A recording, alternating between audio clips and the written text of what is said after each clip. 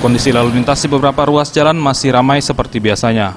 Walaupun hari ini, Rabu 20 Mei 2020 merupakan hari pertama penerapan pembatasan sosial berskala besar di Kota Palembang.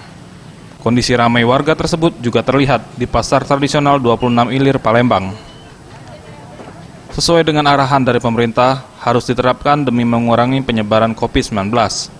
Walaupun tak terlihat adanya jarak antara warga di pasar tersebut, masyarakat tetap menggunakan masker saat berbelanja, dan juga adanya garis batas lapak dan pembeli. Selain itu, pedagang pun juga memakai masker saat melayani pembeli. Tika, salah seorang warga yang berbelanja di Pasar 26 Ilir, Kota Palembang, mengatakan berbelanja kebutuhan pokok jelang Lebaran merupakan kebutuhan wajib. Ia pun terpaksa harus membeli kebutuhan di pasar karena kehabisan bahan pokok di rumah.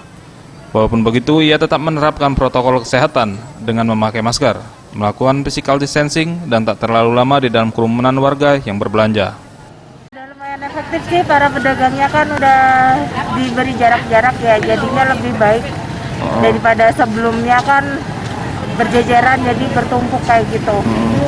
Ya, jadinya kalau belanja kan jadi ada jarak antara pedagang satu sama pedagang lainnya, jadi kalau pembeli jadi tidak berkerumun kayak gitu.